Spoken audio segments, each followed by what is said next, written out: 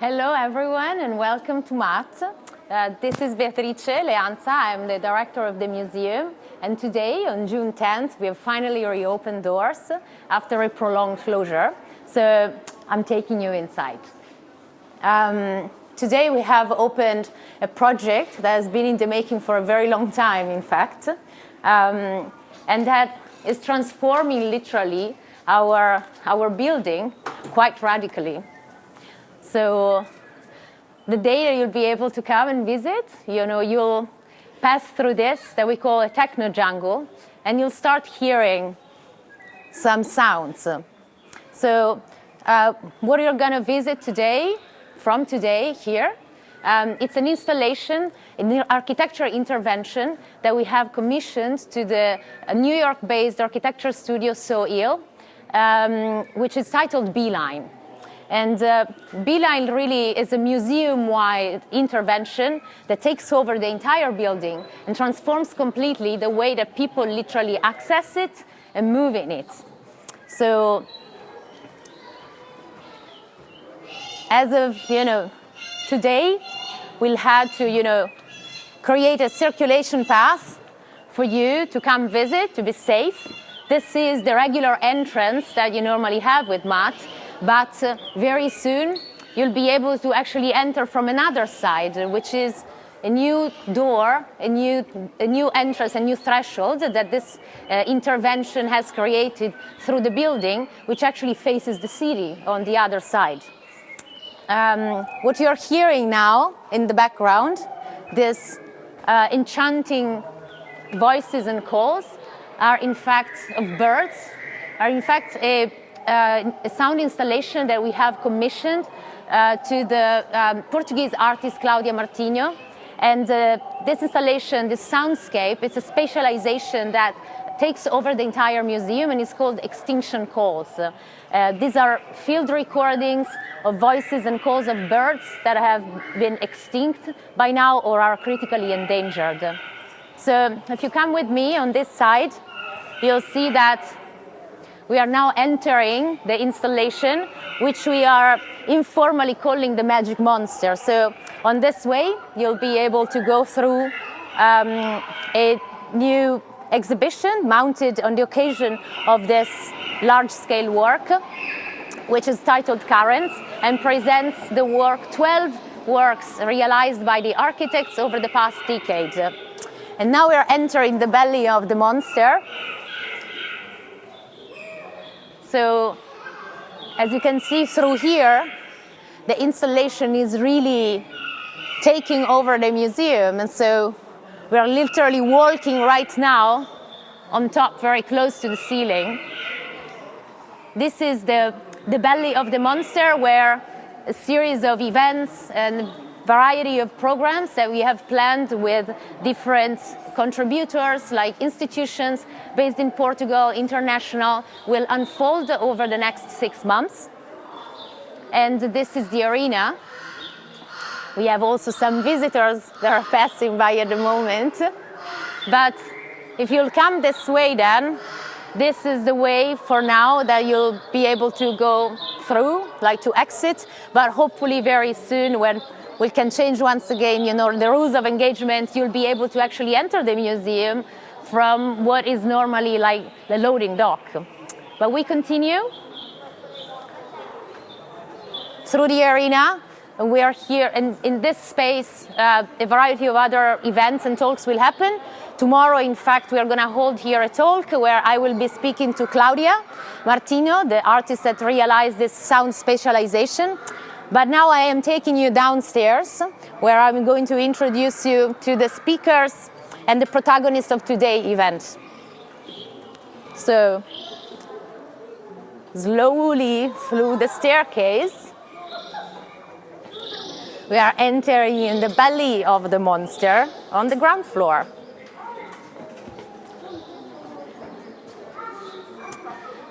And this is another space where a variety of other events will happen. You really have to follow us through our social channels, check our website, because as of tomorrow and more intensely from next week, we'll have daily events of all sorts that have different durations. So We have, opened up the museum to become really a staging mechanism for you to be more engaged. And now I'm taking you to the event of tonight. I'm stopping here, right? Hello. Hi, João. So I'm about to leave, the word to João Belo Rodeia, who is the curator and moderator of our talk tonight. Just gonna start promptly, and he will do the honors of introducing our speakers tonight. Yes, thank you, João, for welcome. This. Thank you very much. Bye-bye. Your stage. All right, starting.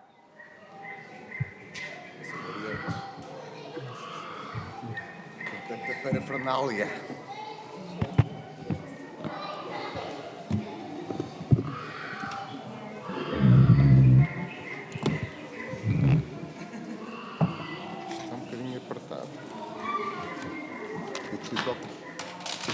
Problema sempre aqui.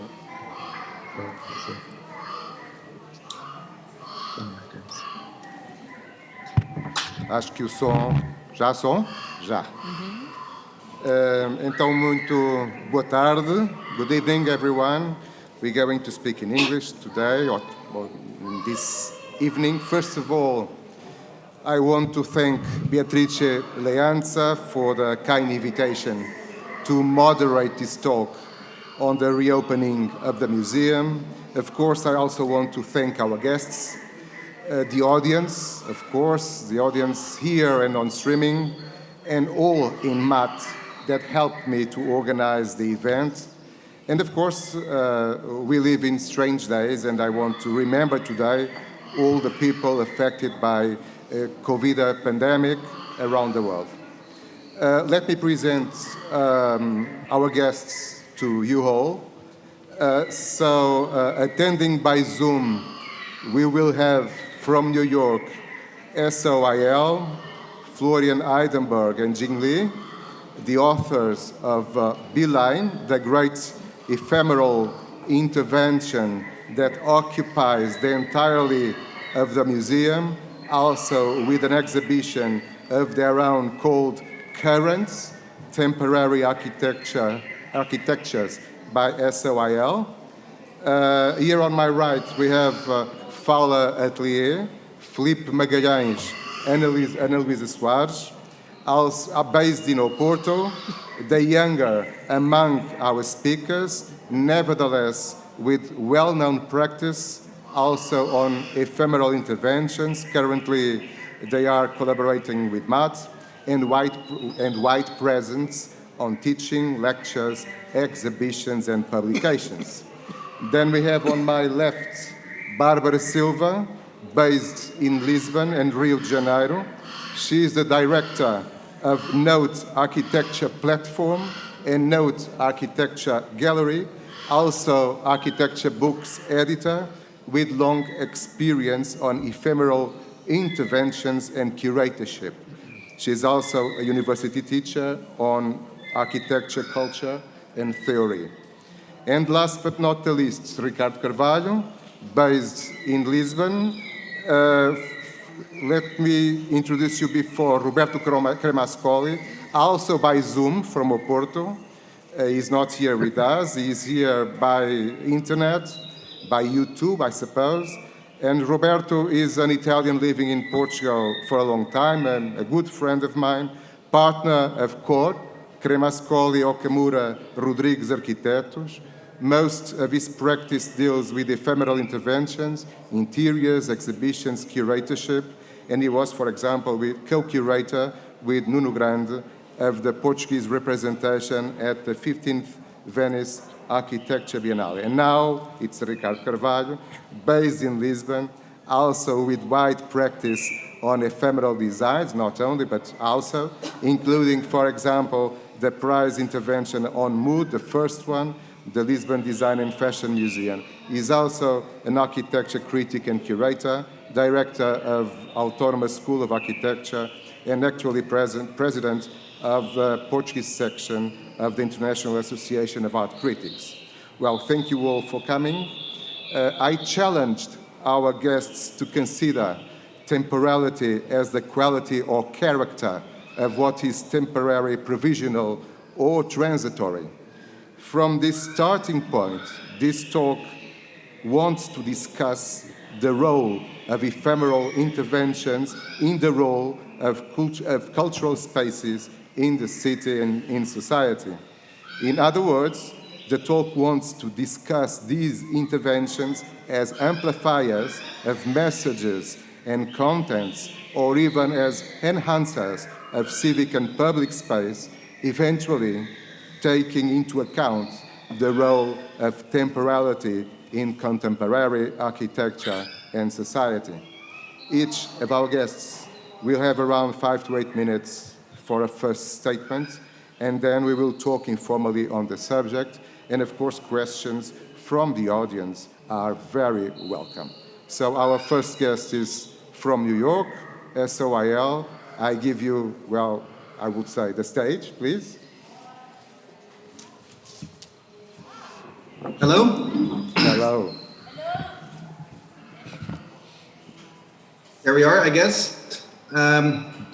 Congratulations on the national holiday, or not holiday, the national birthday of Lisbon. I understand we were just discussing, and I guess we still have to learn a little bit more what the reason for the national festivity is, but certainly I'm sure in Lisbon and at MAAT, everybody's also really excited about the museum opening again, and we are very excited ourselves as well.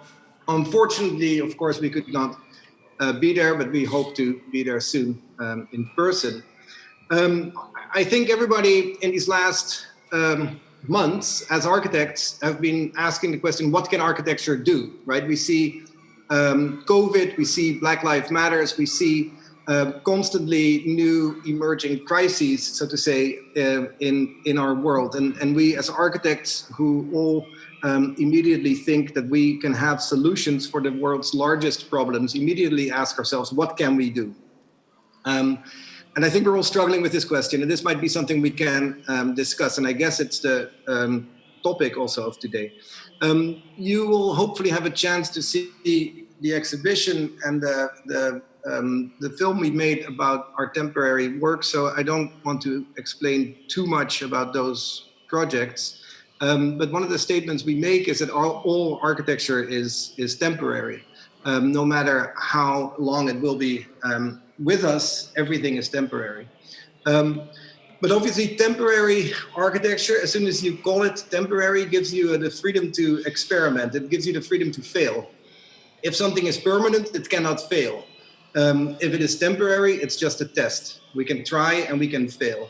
And so the power of temporary architecture is its ability to fail. In that failing, we can do two things with temporary architecture. We can either be reflective, we can reflect upon the crises that are happening around us and make an architecture that makes us contemplate, or we can be projective. We can imagine a difference, we can prototype, we can test, we can imagine a sort of a new world. So I think there's these two qualities in the temporary. We have, I don't know if this slideshow is running behind, but we gave a number of images that showed basically sort of the crises that we see around us, or the questions basically that we see around us, and how the temporary has the opportunity to very quickly respond to some of those. So the five projects we're showing as a looping slideshow deal with economy, community, environment,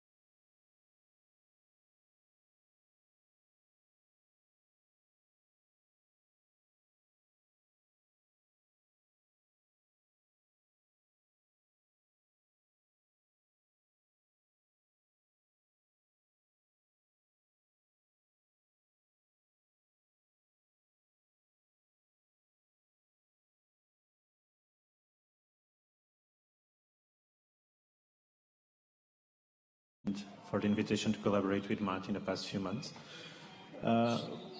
temporality, this concept of temporary architecture, temporality, is somehow a constant in our work, I would say. We are a young, small, cheap practice, so the idea that things are not meant to last is somehow part of the DNA of the atelier. And it would be easy to somehow jump to the idea that temporary architecture is somehow related to exhibition design, temporary design, and or installations, for example, pavilions and this kind of small folies that many times we end up doing.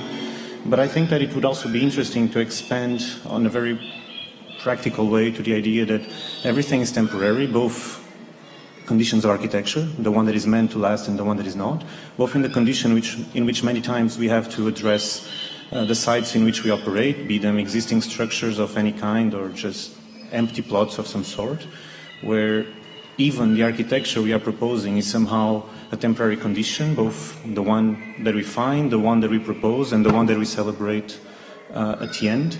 And these three realms or these three positions somehow can also be divided into the condition of the building itself that has a before, a during, and an after, has its own metaphysical state, and even more this idea of the dream of the final result, and many times of the disappointment of the occupation that we somehow envision for these structures, and more often than others, the condition of the before, the proposal, and the nothing that follows it.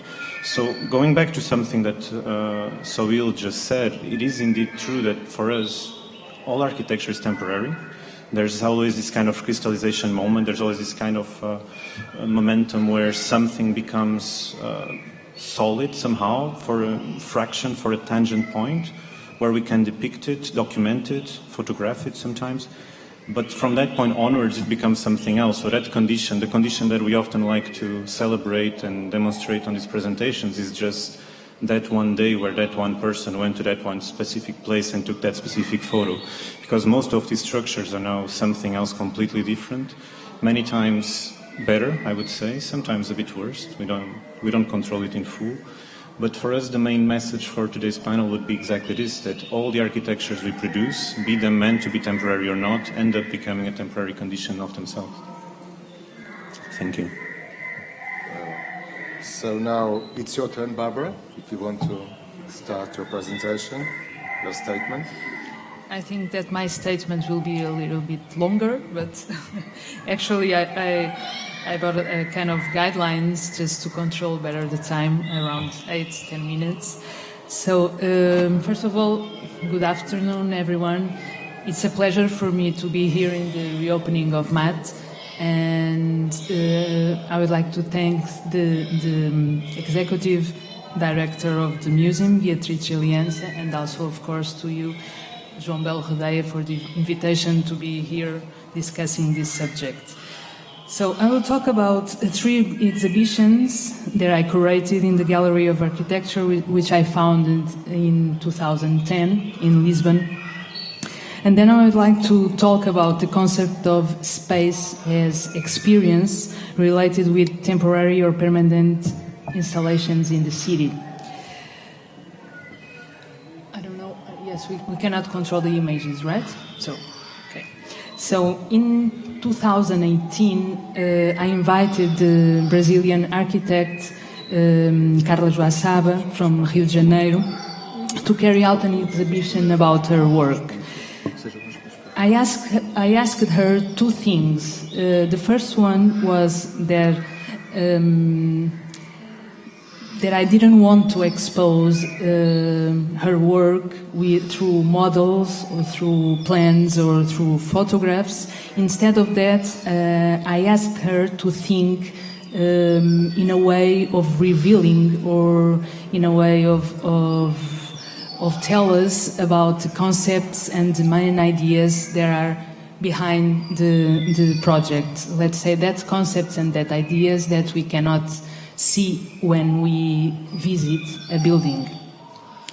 And so I was interested in revealing her way of thinking architecture more than her architecture. And the second thing was that I asked her to build an installation to the gallery. That installation, of course, should also reveal her way of thinking about architecture.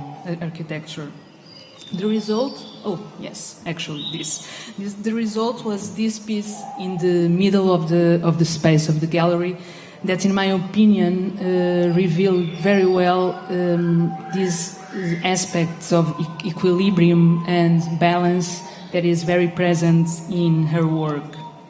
And in the walls, well, it's not that exhibition, but it's the other one, but okay, and in the walls we could see an abstraction of her work. So she represented the guidelines or the force lines that were important for her in some buildings. The other exhibition is this one that we are seeing now, was about the concept of intimacy in architecture. So I invited 12 Portuguese architects to present a project of a house, but again, I asked them not to present models, photographs or plans of the entire house, but to pick a part of the house that they think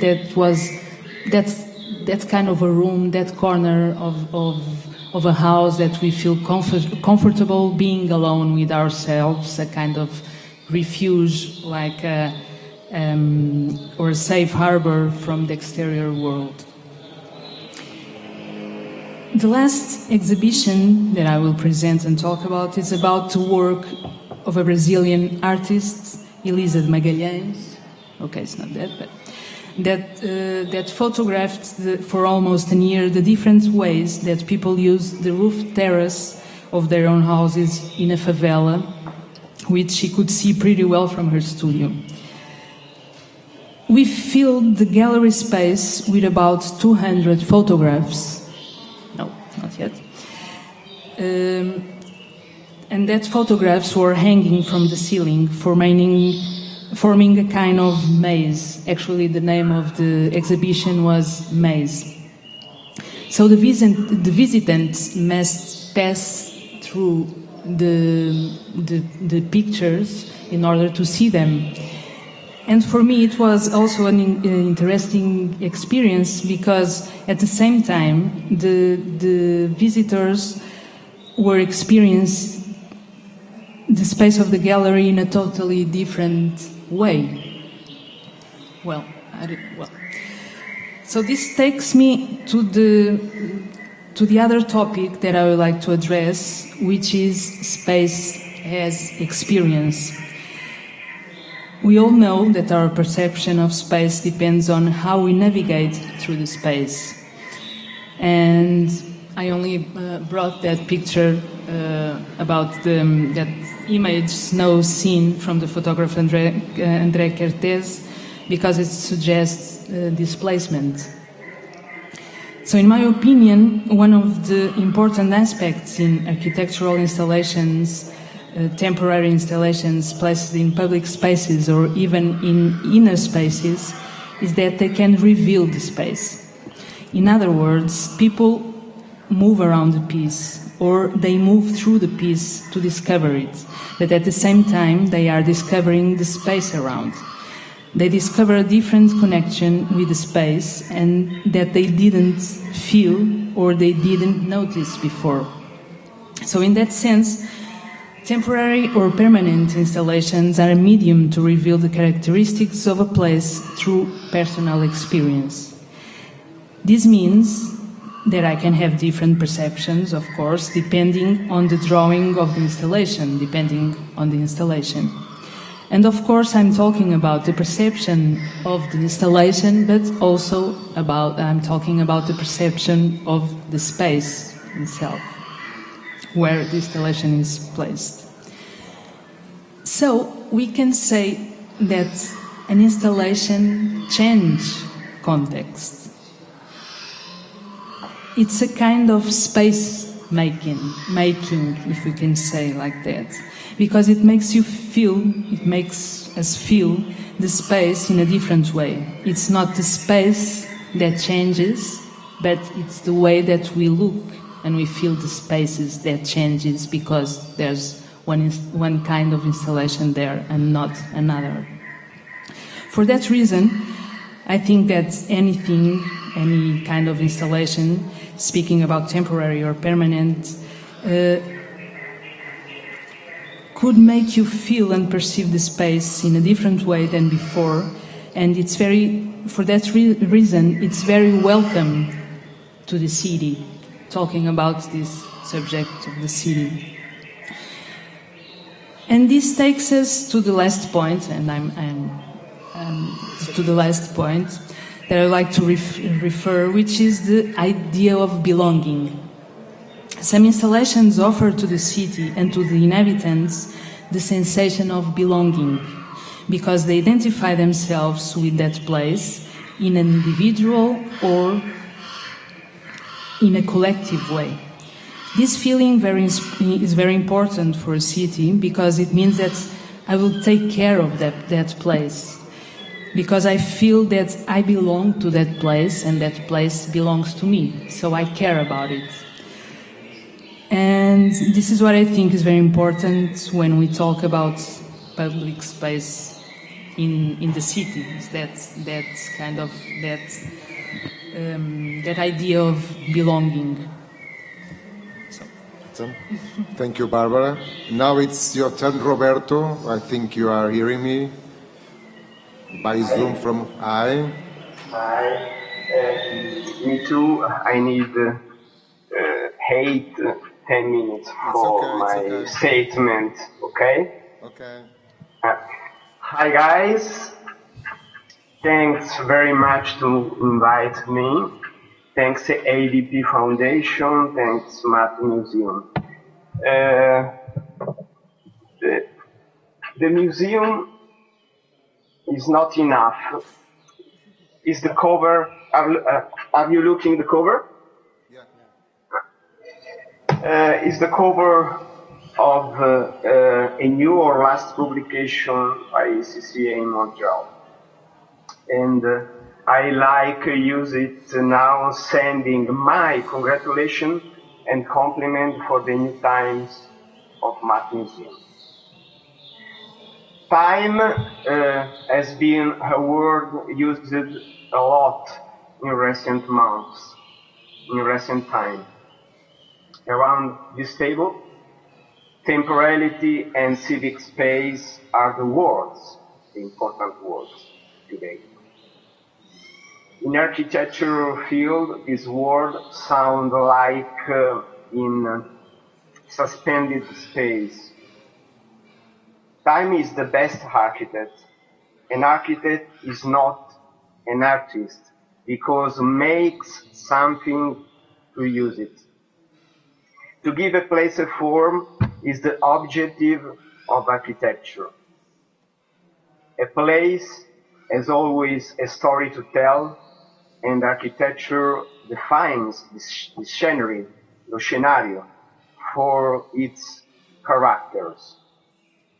Lorenzo Bernini used it to say that the rule of the architect is to transform the places through beauty, la bellezza.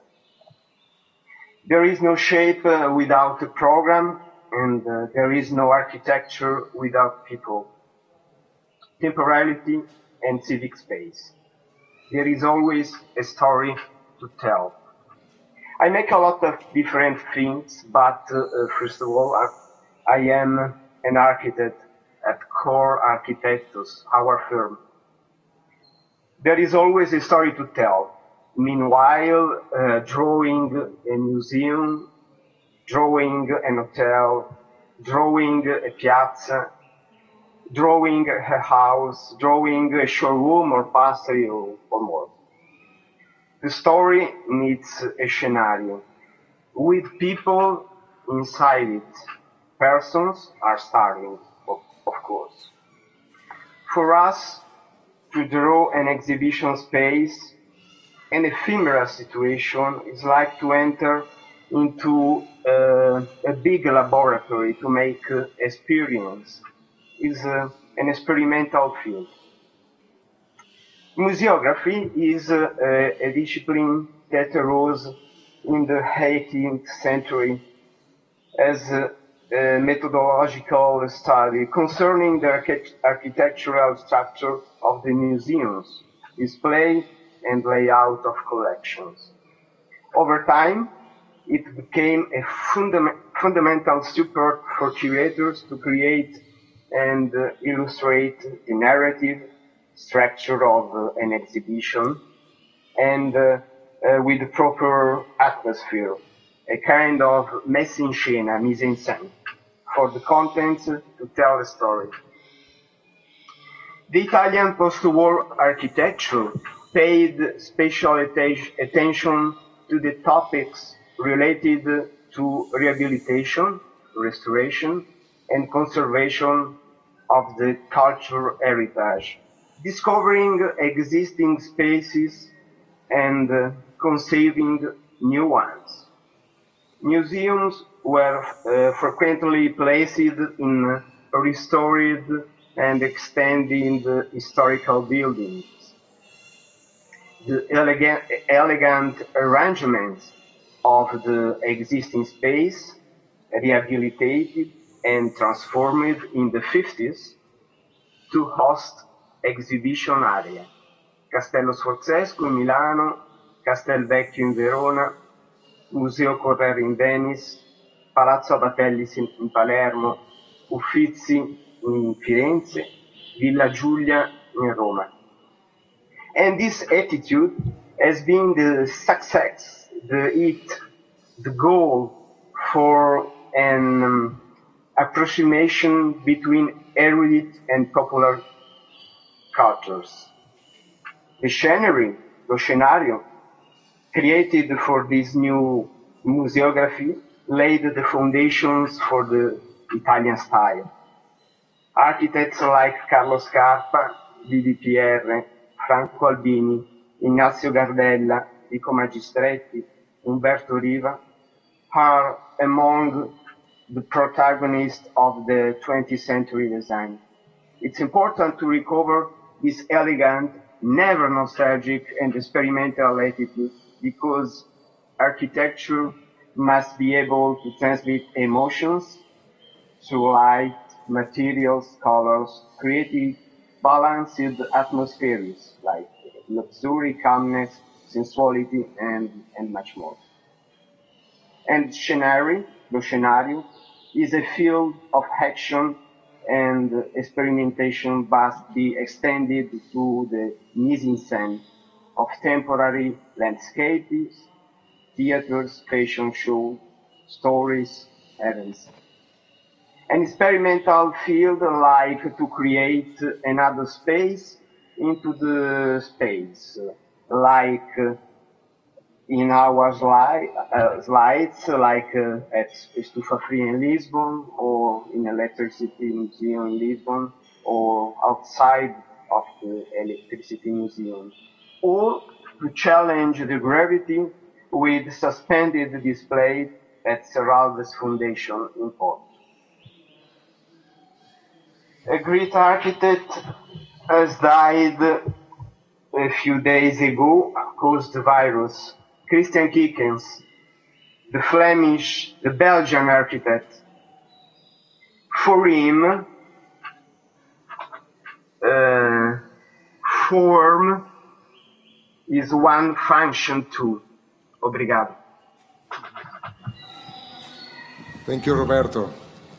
And our last guest is Ricardo Carvalho. You have the kind of stage. Good afternoon. Thank you, João, for the invitation. Thank you to the MAAT Museum and to the audience. Well, I was asked to speak about temporality, and I think it's a dear theme to me. And since I was a young architect, I was pretty much obsessed with a little poem by a German poet. His name was Novalis, and he was saying something like this. Before it was the possibility, after there is the possibility, but everything exists simultaneously.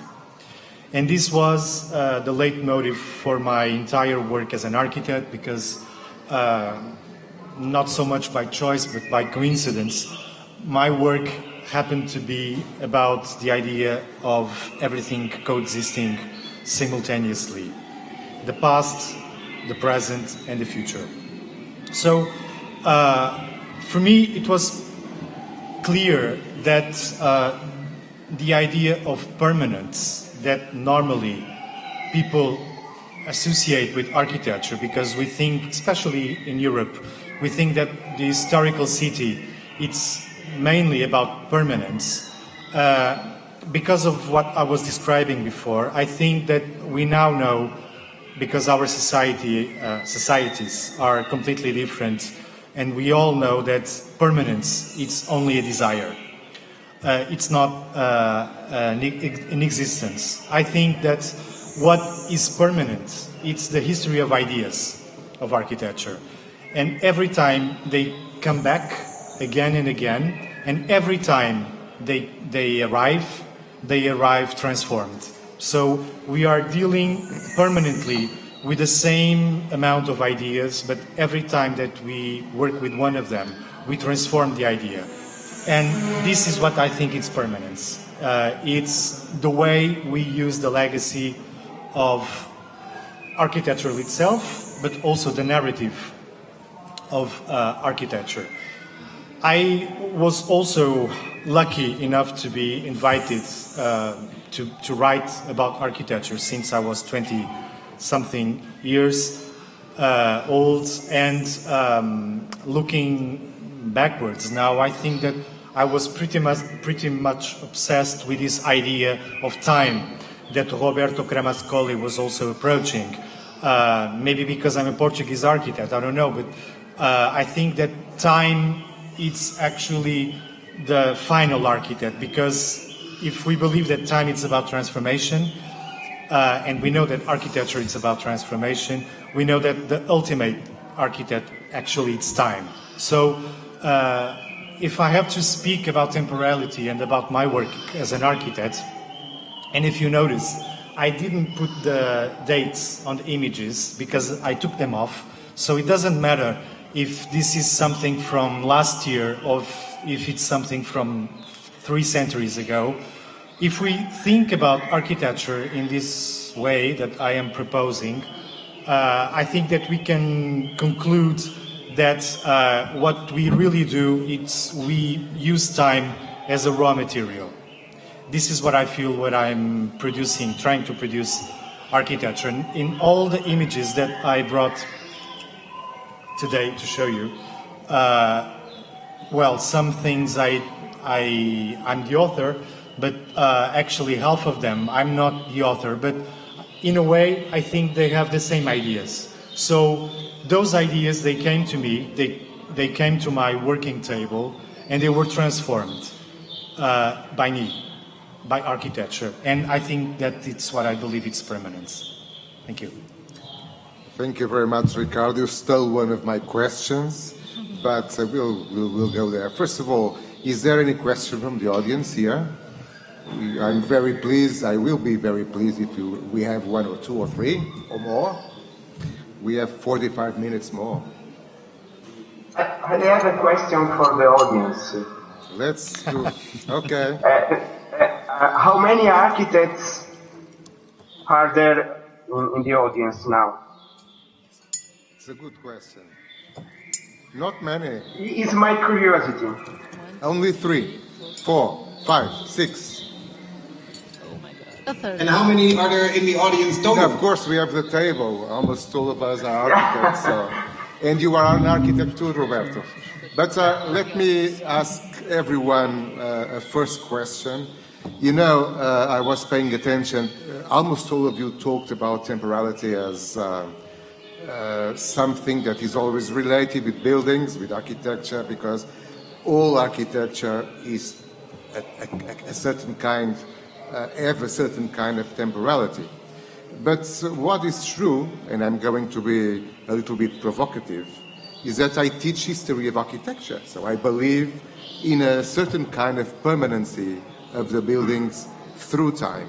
Otherwise, I'm going to lose my job. And so what I try to say is that, in a way, architecture, in my opinion, is always related with a certain kind of everlasting. Although we know that usually, or almost all architectures will have a lifetime. That's true. But the idea of everlasting, at least here in Europe, I think, is always very associated with our practice. Nevertheless, of course, some of the things we do are, or you do, because I don't design for a long time, some of the things you do are ephemeral, but in the sense they are thought and designed for a short period of life, from the beginning. And that's my first question. How similar, if you allow me to ask this, how similar is, or how different is to design ephemeral architecture or to design perennial architecture? Anyone can start. I can start. Yes, and Luísa. The way we look at all the projects we do in the office is that we are designing space or we are designing spatial experiences. And to be honest, for us, we take as much time to design a temporary thing as a permanent thing. And we look usually at the projects from not how long they will last, but the kind of experience they would give to the people who will use them. Either if it's a temporary installation, or if it's actually a house that might last 5 years, 10 years. One of our first houses that we designed in Lisbon lasted 6 months because there was a disaster not caused by us, and it was buried. So this idea of if a space is temporary or not, it's something that for us in the way we design, it's not very important. Of course, when we know spaces won't last so long, it's easier to be accepted for those spaces to be even more experimental. So we feel that difference more from the outside perspective than on the way we actually do our projects. And you, Ricardo? I think SOIL, Florian mentioned an idea that is very dear to me about the ephemeral, which is the validity of the error. So it's the idea of being able to fail without compromise. I think it's very interesting in temporary work. But I agree with Anna. I think at least in the office, everyone is dealing with the project with the same intensity and time-consuming hours to achieve ideas, because I think in the end that's what we pursue. The way it's built, of course it's relevant, but it's the second stage. And the first stage of the project, it's all, at least in my opinion, it's always about the precision of what we are pursuing. And this idea of error, it's very interesting because we know that we can be more experimental, as you mentioned, or we can be open to fail. I like that idea. So, SOIL, are you listening to me? Do you want to say something about this? Yeah, so maybe I will answer to that. I like also very much Ricardo's last comment about the time as a raw material. This is something that we've always been quite intentional and very much part of our, so to say, material palette of the work we do. Because I think in your question of how to make architecture permanent, I think there are two ways to think about it. One is through the material persistence. We can imagine that, masonry projects and buildings that use stones and maybe more labor-intensive or resource-intensive buildings will by default maybe, last longer than an architecture that uses the fabric or plastic, as you see in many of the environment behind you. But I think that's a little bit of a singular way of thinking about the material, thinking about architecture through a longer period of time. We can also think about, if the time is the raw material, the thickening of a building, the thickening of a place, and of an architectural marker over time through multiple interpretations, through multiple reframing, and through multiple kind of narratives that overlaid on top of each other, and kind of almost more of a nature way of understanding architecture, that it's just constantly alive. And so, it's not through the material persistency, but it's through the narrative persistency. It's through the persistence to remain relevant and to remain engaged and embedded in the temporality of the now. It's also another way to think about the desire for permanence of architecture. So in that way, we think that time can be very productive raw material to think about architecture as a way to construct architecture constantly, always, every day, at every moment. So I think in the project that many projects we do, we are embedding our interventions and our architecture and our forms into a known architectural lineage. There was memory, there was previous forms, there was previous materials, and users that's already existing in that place, and our architecture is another layer to that. And so I think, really be specific about the temporality of each architecture. It also allows a way to allow us to be more specific about what temporality are we aligning ourselves towards. If this project is supposed to last for 50 years, then maybe it's aligning itself to a specific economical realities, political realities of that place.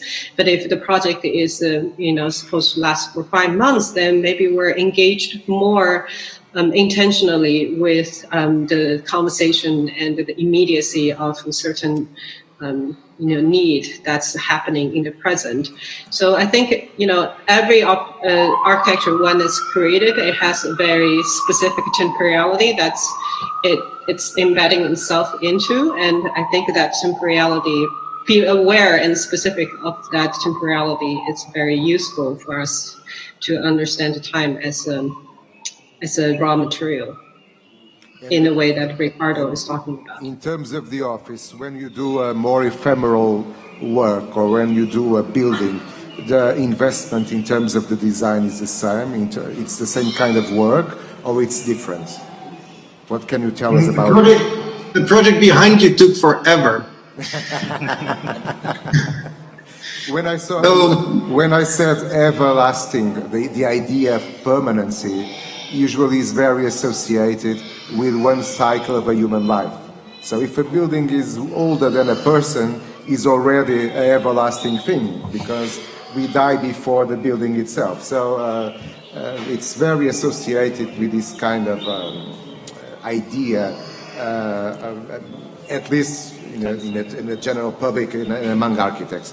But the question was, and I will go again to the question of time. The question was the difference, and we had some answers, including from you, the difference between doing more ephemeral, an installation, for example, or doing a building that deals with many other things, with clients, lots of disciplines, legislation, and so on and so on. I think in a way the processes are different. So how different are they, and how similar for you?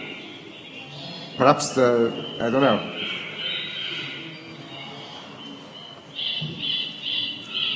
And you, Roberto, what you think about it? But temporary is speed, is fast. It's so easy to see the work realized. It is the important difference. Temporary and permanent are not so different, because the form is one function too.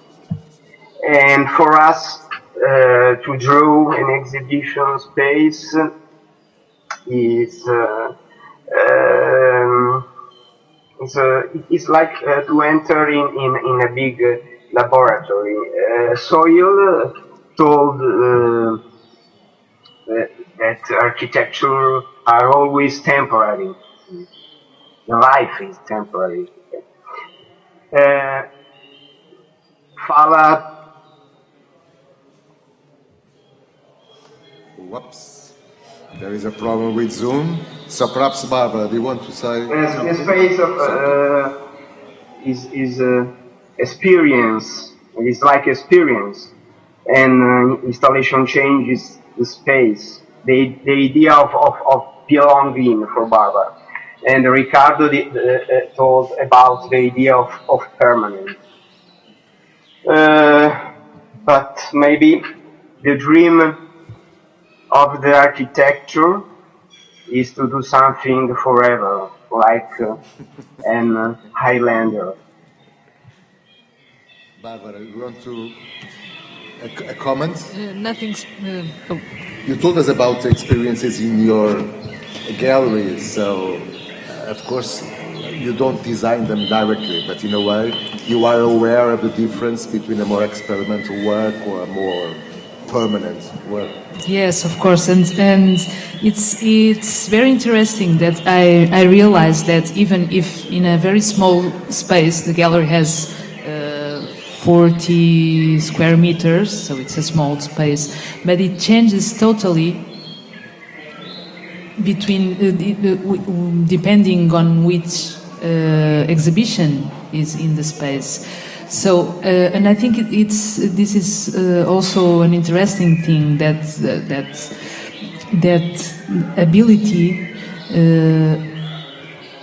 of something that we create something to put outside or in an inner space. That something makes us navigate through or around him, talking about an object, and that object has this ability to change totally the perception of space.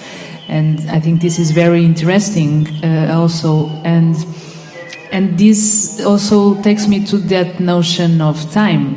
There are some architects and also philosophers, Merleau-Ponty, for example, says that architecture is not about space, it's about time. But he's referring to the time that we need to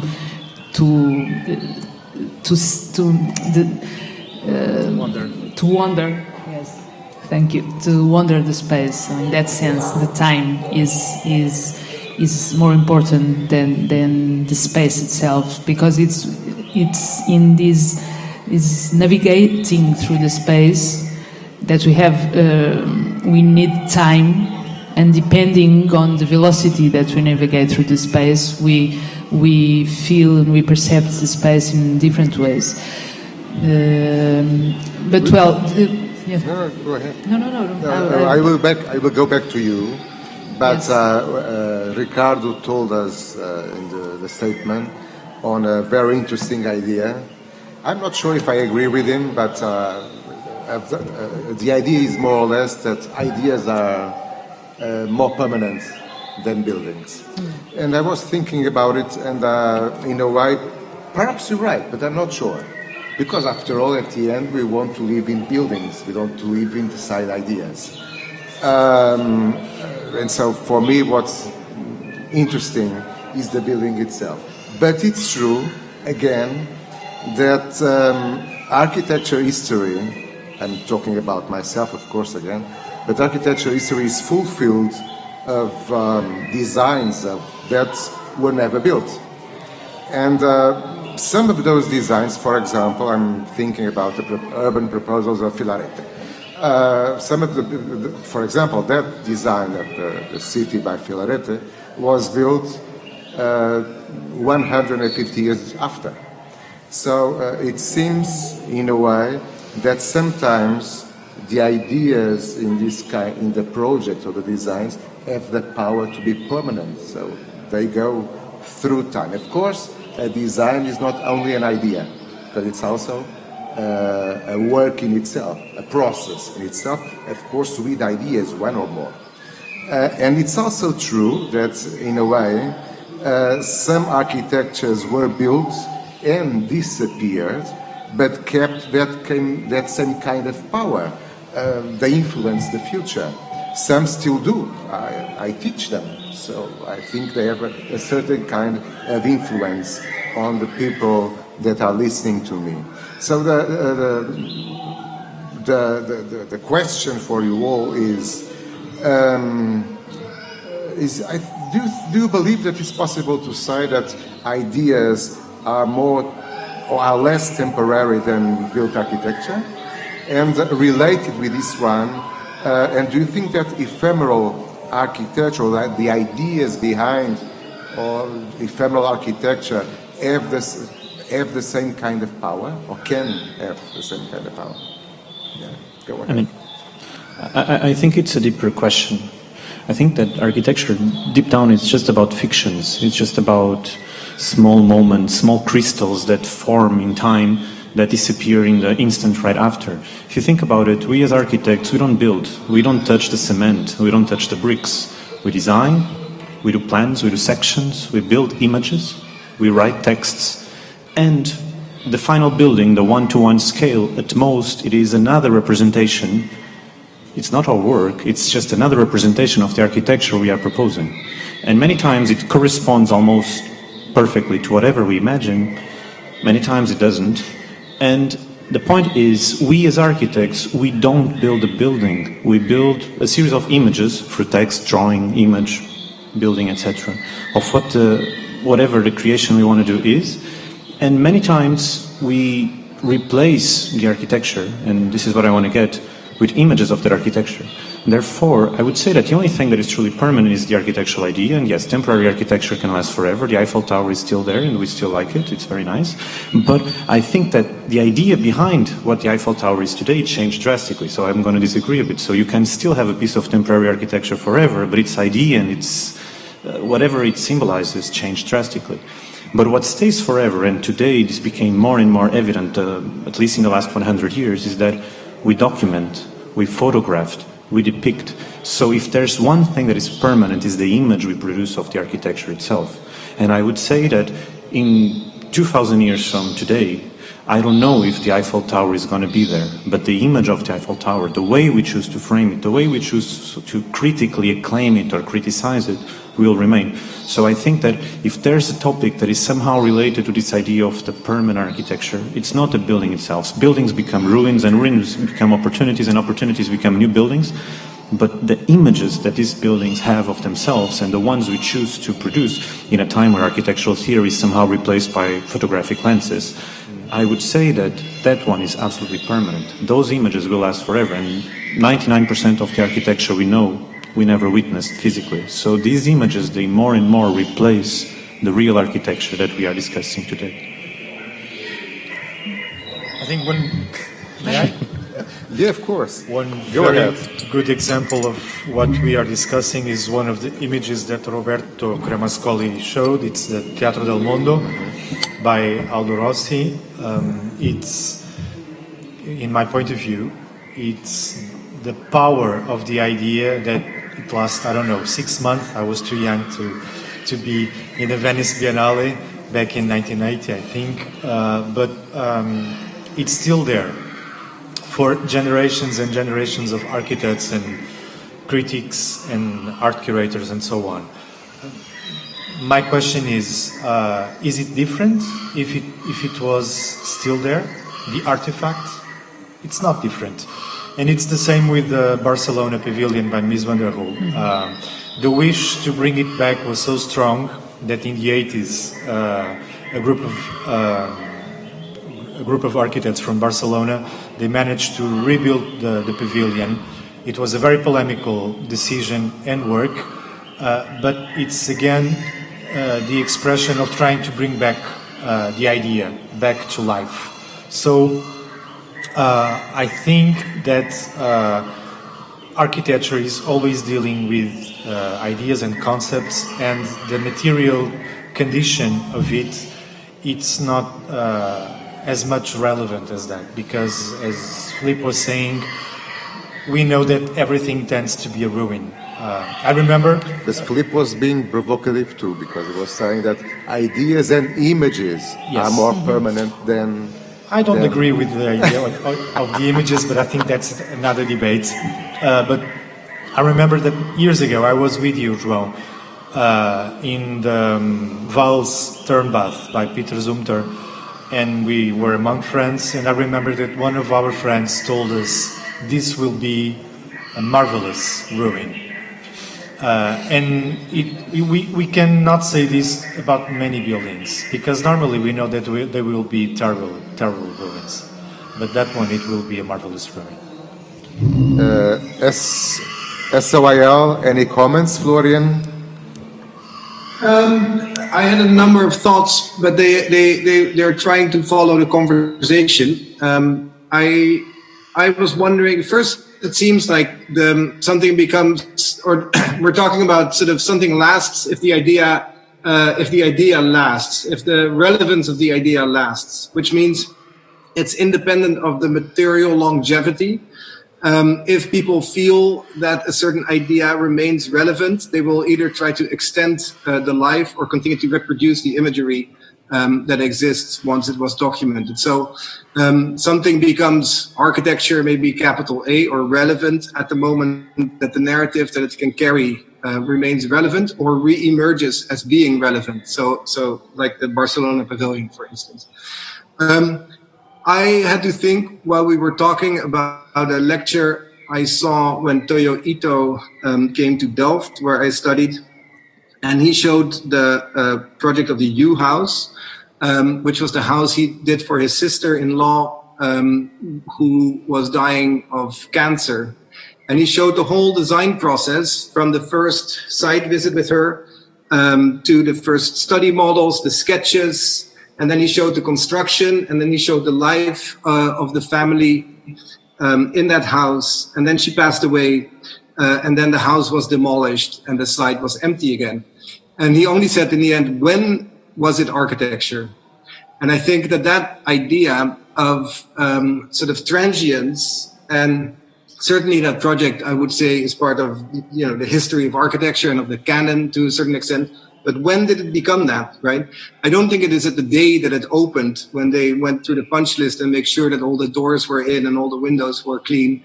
It is through the life of sort of a material reality, but mostly, I think, within the story itself. So I think it's less, it's more ungraspable maybe. And in that sense, maybe it's actually more beautiful, no? That we don't really know where that happens, and we can't really control it ourselves. Roberto, any comments? João talked about Filareto Bramante project. Filareto or Bramante project were projects were ideas from the past, from the history, to build le città ideali, ideal town. And so everything is recycling the ideas. Manhattan, for example, Manhattan Island has built like a Roman town. So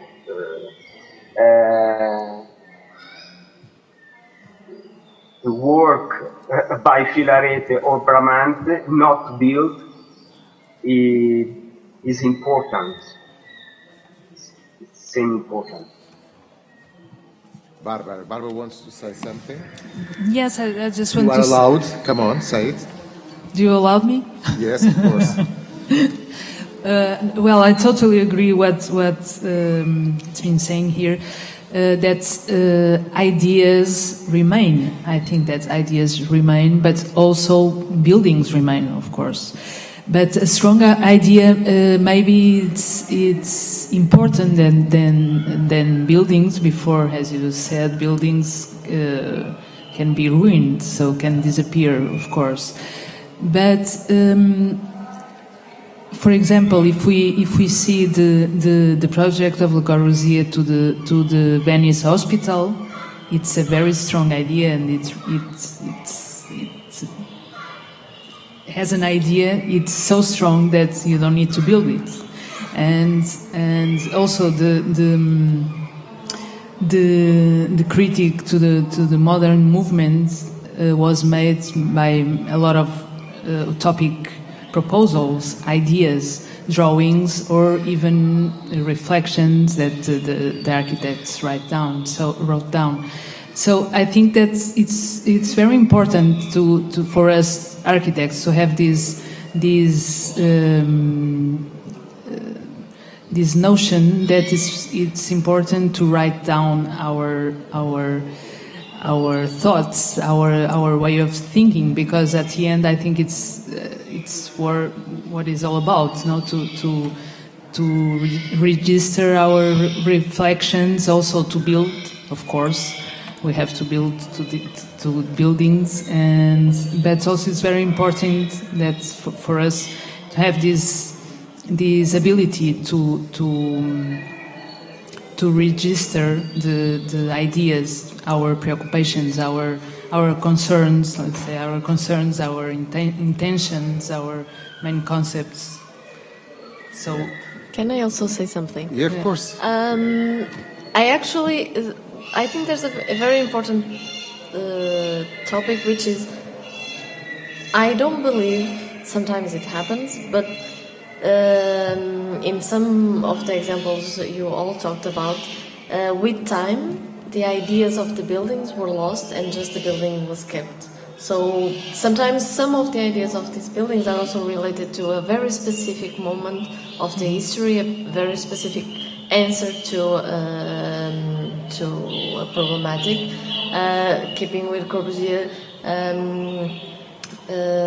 some of his houses were very important statements that you need to think about those ideas in context when they happen. If you just look at the building, they are still very nice buildings, but the ideas are not as strong as they were because they were answering to something. So maybe the ideas won't be able to last together with the building, parallel in time. Maybe one will continue existing in a parallel world of ideas and another one in the building project. So in the same way that we have to represent, it's a kind of twilight zone. Yeah, because maybe that's why for us it's so important to represent these buildings at a certain moment when the idea was conceived and the build project was conceptualized and crystallized, as Filipe was saying, because some of those ideas might change, because they might not be as relevant with the evolution of life. Any comment to Luísa from you? From my few dear friends on somewhere in Zoom? And perhaps from the audience, a question from the audience now? I'm trying to be a little bit insisting. I'm just going to add a very small note. Go ahead. I don't think architectural ideas are forcefully linked to construction. The plan voisin from Corbusier didn't ever happen, thankfully, or unfortunately, I don't know. And if we take into consideration that, every time you have for example, a competition and 500 proposals are proposed and only one best case scenario is built, that doesn't mean the other 499 are not architecture. They don't have ideas. So I would say that there are two parallel discussions we are having now. One is somehow about the meaning of the architecture being produced and somehow its everlasting ambition, and at the same time the body of the architecture being built a one-to-one scale and how it changes. And buildings change and some of them evolve. I would even argue that the demolition of the White U was an evolution of an idea in a way. Like there's a poetry to that story that somehow makes it even better, because that happened. For unfortunate reason, it's true, but as an architectural narrative, it's one of the most powerful and shocking momentums a house could live for. So I would argue that there's architectural meaning, or the meaning of architecture one side, and there's the body of architecture in the other one. because then it also could isolate the topic of construction without architecture, which is another, so which has even less meaning than just the body at one-to-one scale. So there's different, let's say that there are parallel readings of this topic that could address different, so that could answer different questions with different answers, if I make sense.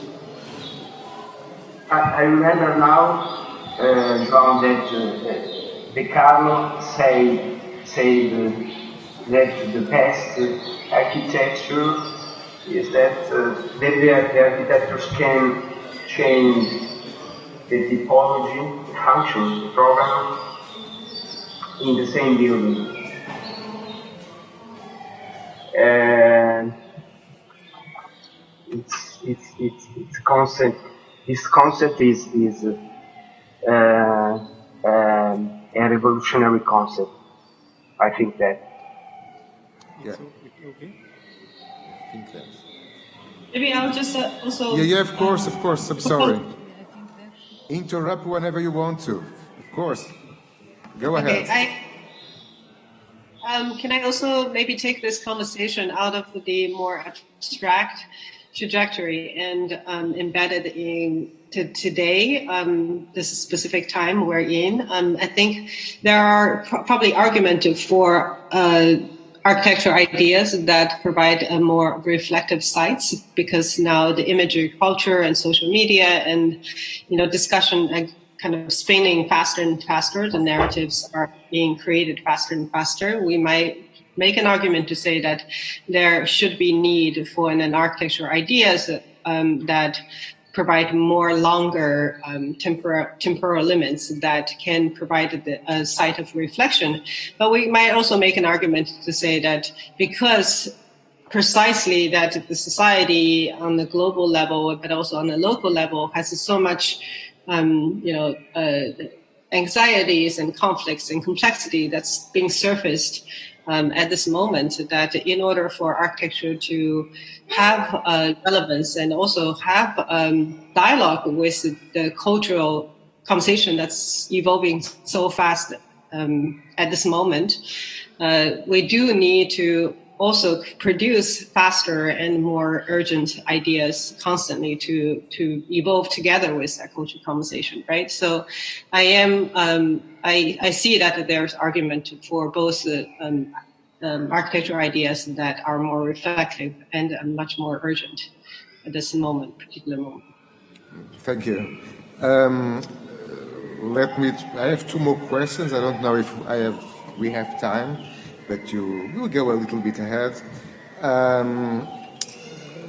Let me ask. I think we all said that ephemeral interventions are more, or can be more inventive, because in a way they are more, they're freer. They have a certain kind of freedom, or even more experimental. They can propose, in a way, new ideas or new points of view, or at least implement them, because the conditions usually are not the same kind of conditions of what I will call a normal process of design. But what interests me is, in this sense, is the dialogue of, or the potential of a dialogue of an installation like this one we have here behind us, with users, a little bit like Bárbara told us. So the possibility of change space, of dialoguing with users, even of dialoguing with contemporary conditions. So in a way, the installations as statements for a certain kind of objective. What I mean is, when you have that possibility to design an installation or to change an interior, do you think about the relations that installation is going to, what's going to happen with the users? How it's going to,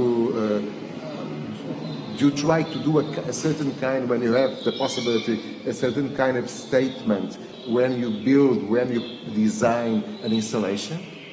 Yeah, go ahead. I would say... Perhaps I was not clear, but I was trying to think about the things. I would say Obviously, yes, because like any other architectural task, it's about conditions of life, a very specific one, because normally it's about putting on display contents of diverse nature. It can be scientific, artistic, or another. But when I had the opportunity to do it, and I was lucky enough to have several opportunities to do it, what I always thought with my team is that we could use that opportunity to make a specific research on one theme of architecture. On the selection of images that I brought, there was one long table, and it was an exhibition about 30 years of a Portuguese architectural prize, quite relevant in our culture. And I decided not to use a wall. I decided that the walls would be kept void, and the attention of the visitors would be on this idea of collective table, so people could move from one content to another. And in the end, it was our version of this very beautiful project by César Portela, the Spanish architect, and he did this stone granite table in the north of Spain, and it was a place for a gathering, I believe, once in a year. It's a very beautiful idea that you build a permanent table that people can use one day in 1 year. So we thought that this idea of the table would be very interesting to absorb all the documents and original drawings and so on. So this is just an example. I'm sorry if I'm taking too much time, but it's the idea, again, it's the research. What is the research we want to pursue in a very specific context? And it's always about life, and it's always about the other. Because if it's not about the other, it's not architecture. Very well.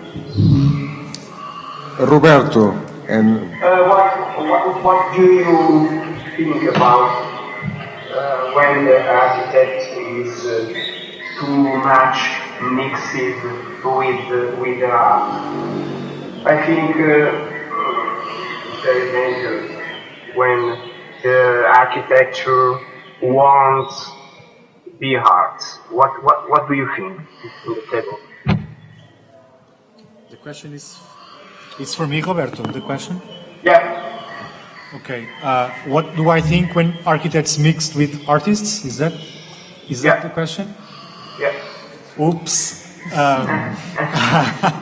Well, I like the boundaries.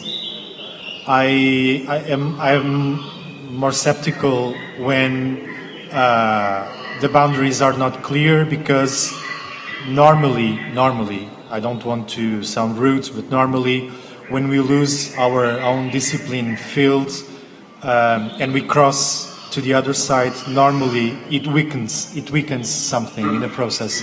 So personally speaking, I never want to cross the border. I prefer to stay on this side of the frontier, although I worked with artists several times using their work as the theme of my work, but always keeping the fields quite clear. I'm less interested in the complete overlapping of both. SOIL, Jing, Florian. Any comments?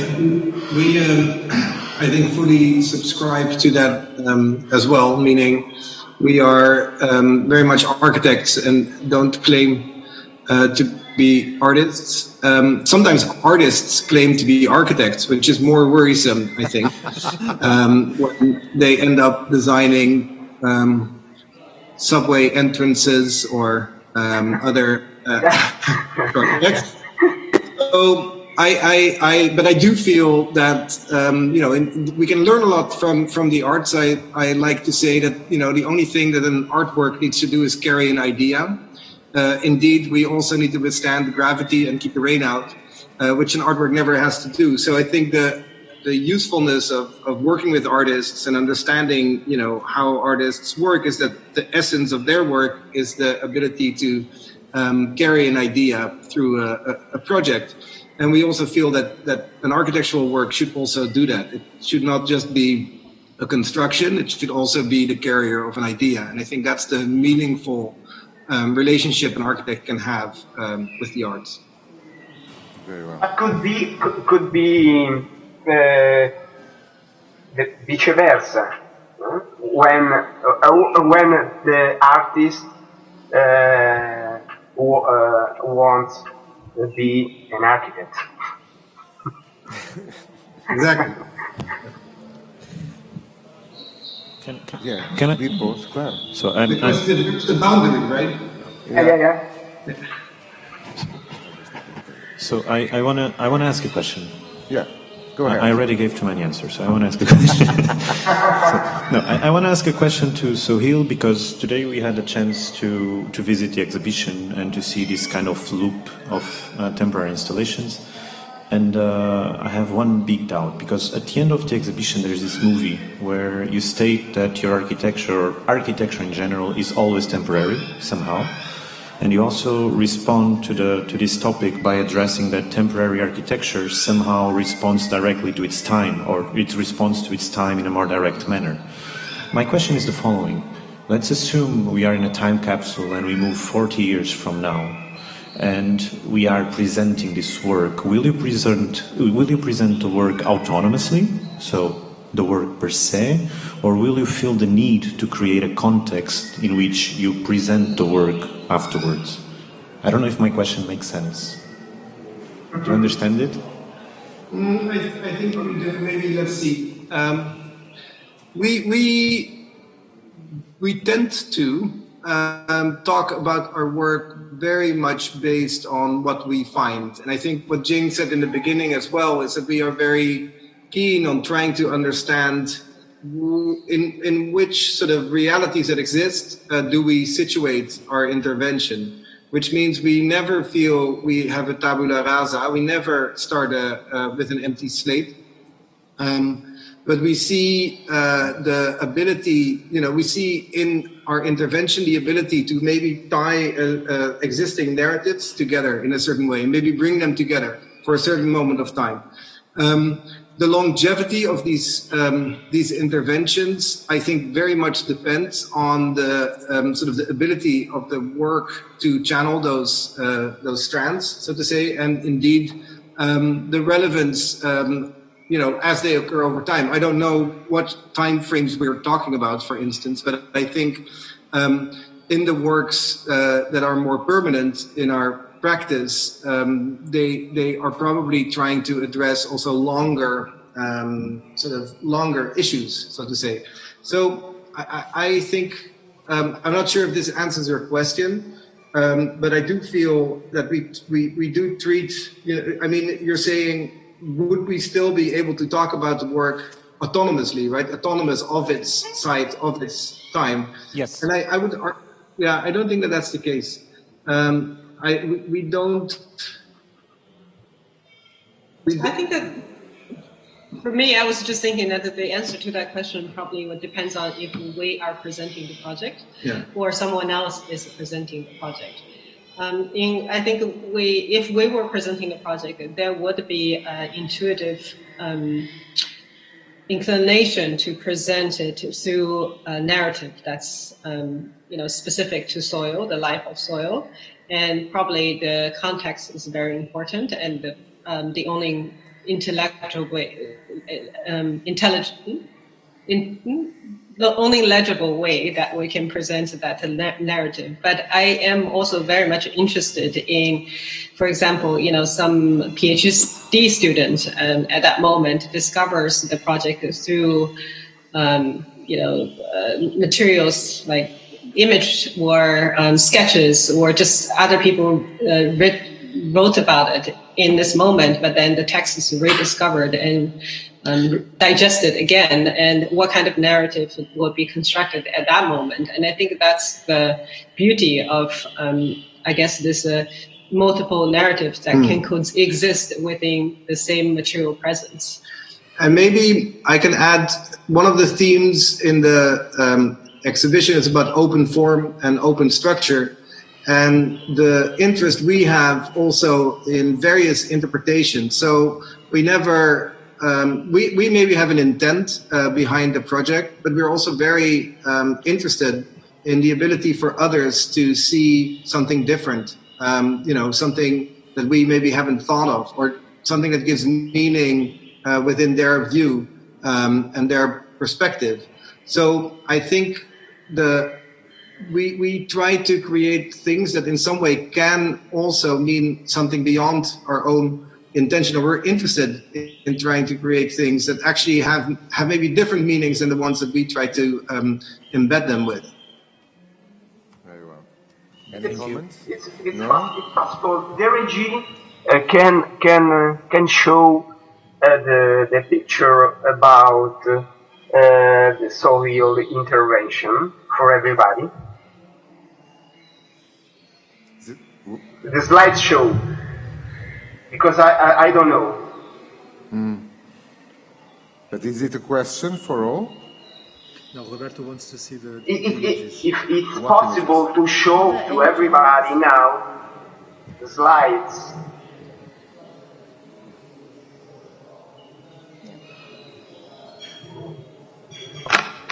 This is a technical question, right? I mean, we could quickly flip through them if I share a screen, but maybe this is something we need to ask to Digital Azul. Okay. Okay.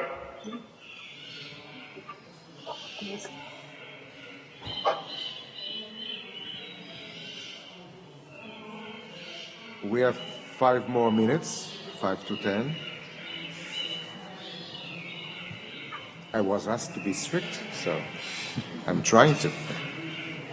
Because I don't show you.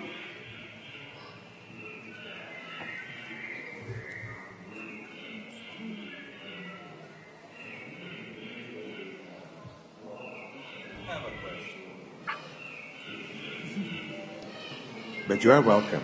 We'll yeah, of course. But not wait a moment, because we are. Roberto asked to see the images, and I will give you the words. Nice.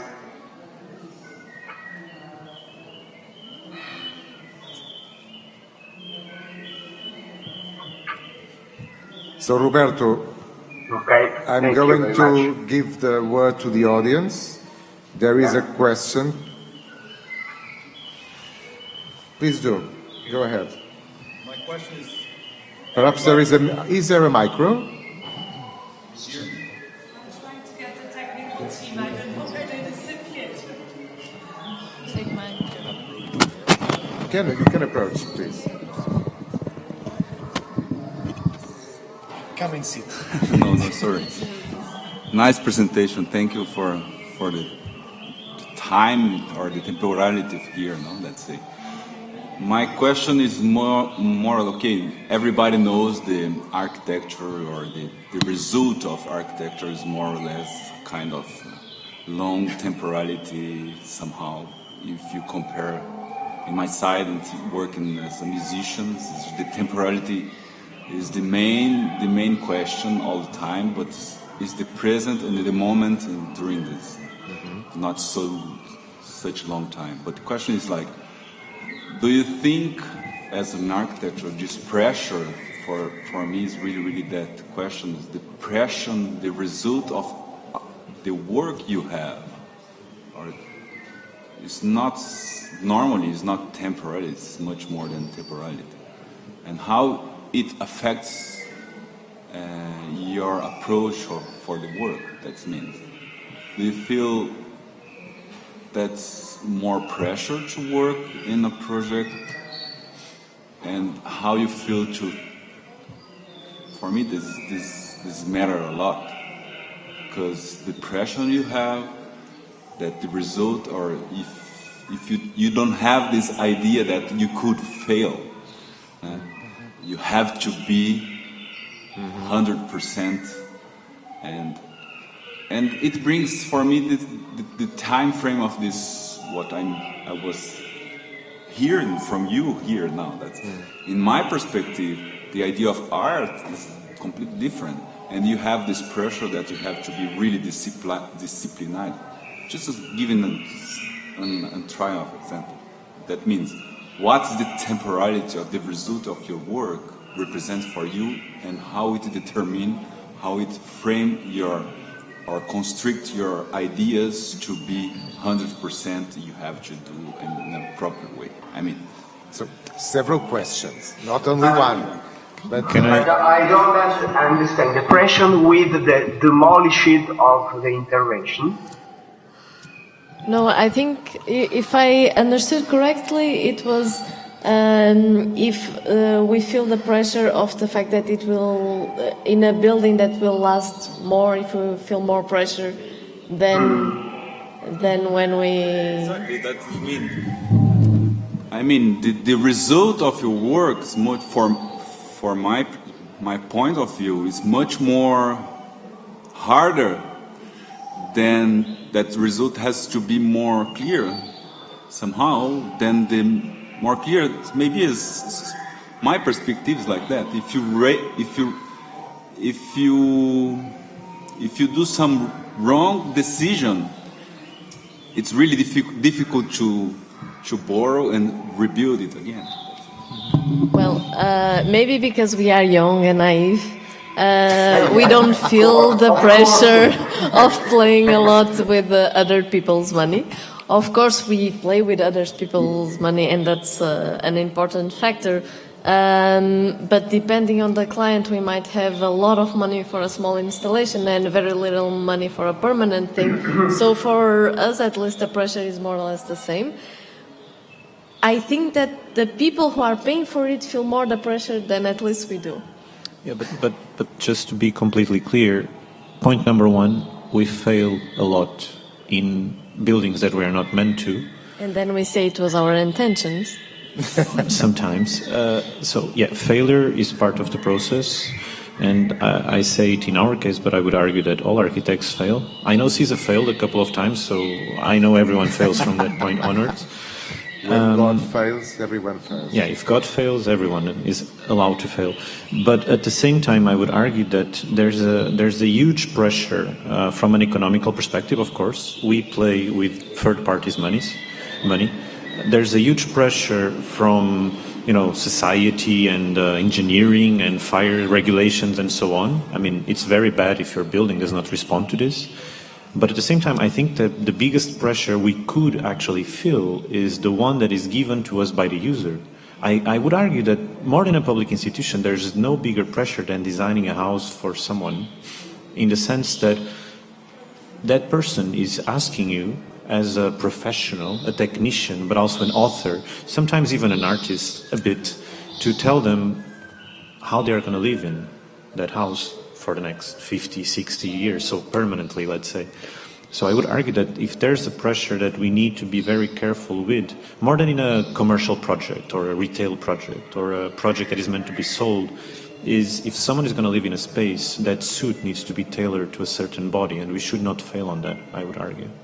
And many times, even with that in consideration, we fail. The highest pressure is when an architect does a house for himself, I believe. And we did one, and it is full of cracks. Ricardo, you want to comment? Yes, maybe continuing what Filipe was saying. I agree. Well, pressure, it's our work, not in the artistical sense of it, but it's about pressure, because you are young and naive, so you say, but it's pretty amazing that you still managed to create an office, because with the amounts of external pressure on our work, regulations, financial constraints, and so on, it will be in the future very, very, very difficult to a young practice to survive. Also because of the insurances, and well, we could continue. So this pressure makes us strong. I think architects are really, really strong because of that. Because the effort to make it done in the end, 4 years after, 7 years after, it doesn't matter. It gives us, I think I can speak on the plural, it gives us the, I think the English word is caution. We feel validate, a kind of external approval, because it's so difficult to make something in architecture that in the end, when you do 2, 3, 4, 5, you feel actually approved. And relieved, perhaps. And relieved. So I think this is a form of pressure that we must speak of. And the other, it's the self-critic pressure. And that's a different story. How relevant it's the work you're doing. But that's another debate. Yeah, it is. It is. And I have a last question. We are a little bit going out of the time.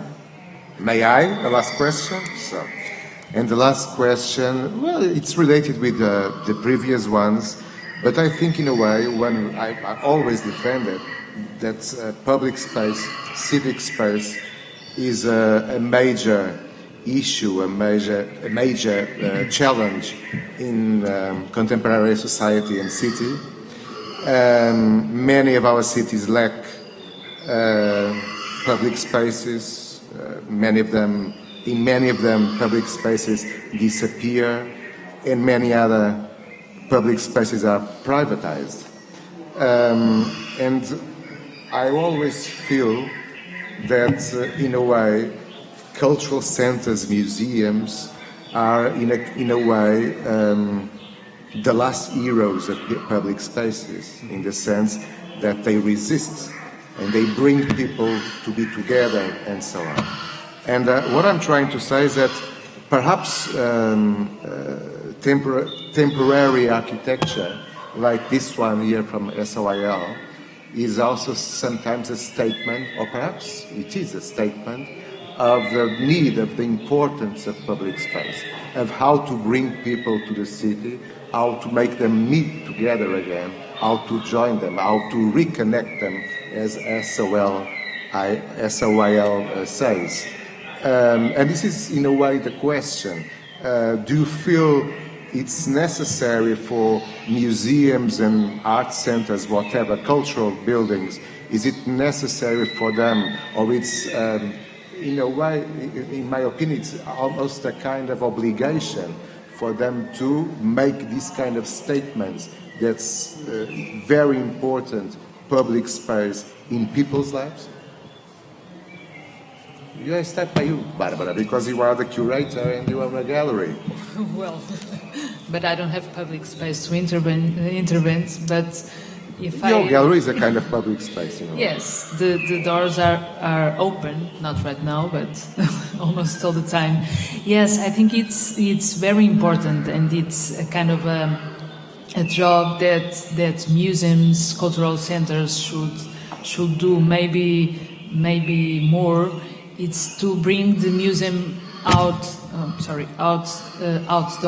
Let me only say one thing. We have to remember that Bárbara lives some time and still lives in Brazil. So she does know two very different kinds of situations, of urban situations, in the same sense I told you about. Yes, I lived for 4 years in Rio de Janeiro and one year in São Paulo, and it's absolutely important, this relation that we have with the city, and it's totally different from the relation that we have with the city here in Europe, of course. So there in Brazil, for example, in Rio and São Paulo, we feel that necessity to have an excuse to go to a square, to a plaza, to a public space, because we don't feel very secure because of many reasons, but we don't feel very secure in public spaces, open public spaces, let's say. But for example, when in Rio de Janeiro happened, they transformed the square. I forgot the name of the square. Well, near the Baía de Guanabara, they have two new museums: the MAAT, the Museum of Art do Rio, and the museum, o Museu do Amanhã, the Museum of Tomorrow. And those two buildings, they configure a plaza, and each weekend, one weekend one museum and another weekend another museum, something happens in their square, or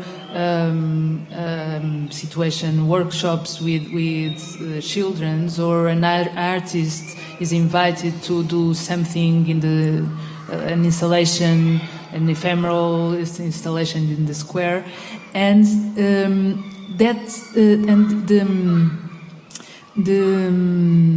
ambience of the city center. It's in the city center that 2 or 3 years ago, nobody wanted to go to the city center, and with these two museums promoting things outside in that plaza, the people now discovered a new part of Rio de Janeiro because of the things that these two museums are promoting in the public space. Right. So they feel secure. They want, and then they discover not only that square, that part, that space part of that urban part, but what is around also. So I think, yes, it's very important that museums and cultural centers have this concern to put outside also to I don't know the word, to infect, not infect, perhaps to contamine. To amplify. Yes, to amplify and contamine the city. And Luísa, call the city comments? We actually have the small problem of having very little projects that are actually open to general public. So the few ones that we had were always temporary installations, or a small exhibition, or a small shop, pop-up shop, small things. So for us, this impact on our main body of work regarding the reactivating public space, it's something that we discuss a lot, and we even try to imagine our buildings, and in the competitions we do, but that we always lose to bring those ideas. But we didn't have the chance really yet to use. We will have now. There's a cafe that is really nearly finished in the main plaza, and you are invited to activate it soon. Very well. Soon. And I hope it will be a good example of what I tried to say. And Roberto, your last comments. Okay. One more time, I tell you, the rule of the architect is to transform the places through beauty. And an ephemeral intervention has a limited time, a short life. But we take a picture and we keep it. Like Teatro del Mundo by Aldo Rossi. The beauty, always. Very well. Ricardo, your last comments. Thank you. I agree with this idea that the museum can and should be the extension of the public realm. Maybe I would finish with a sentence by Paulo Mendes da Rocha. Beautiful one. He states that every architecture is public. I want to believe that. Florian, Jing, your turn. Your turn. We just want to share what happened recently is that during the protest that happened, quite intensely for the last 10 days in New York.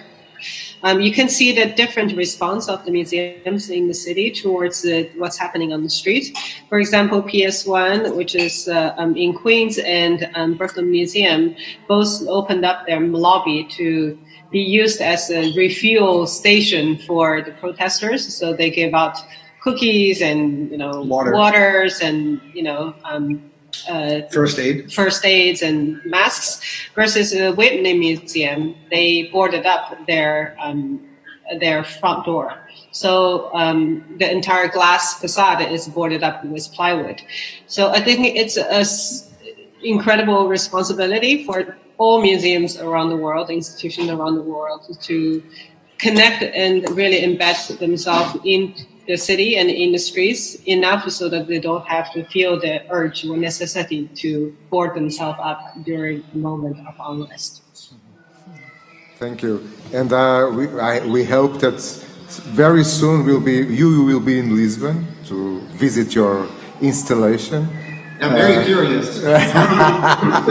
Perhaps next fall, I hope, that we will meet again, I hope. And I think your installation is an example of what I'm trying to say, is that a way of bringing people to a public space, a way of reconnecting people, even with the COVID-19 pandemic. But when you, in a way, you reopen the building to the city in a different way. So, if there are no more questions, everyone is making me signs that we have perhaps time enough of this talk. So perhaps I would finish it. Of course, first of all, thanking very much MAAT, Beatrice, for the opportunity, and thanking, of course, all our guests. I think it was an informal, normal conversation about the subject, and I hope that very soon we will meet again. Thank you very much.